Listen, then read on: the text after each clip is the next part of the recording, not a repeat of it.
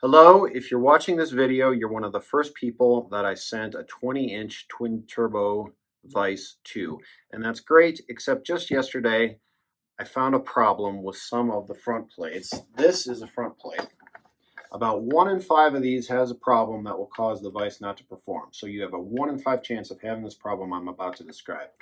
What I need you to do is measure from the bottom, that's the side without the corners cut off. You're going to measure from there up to this bushing.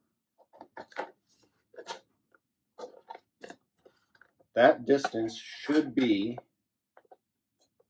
3 1/16 inch. 3 1/16 inch. Good vise. If you measure that distance and it is 3 1/8,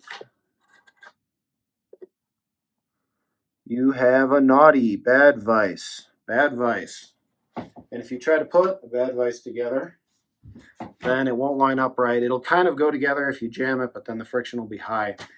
I have no idea why this happened. I just caught it yesterday. It's a bizarre thing. You'd think they just put one program into the CNC, so if one was good, they'd all be good within, the 5 thou tolerance, which is plenty.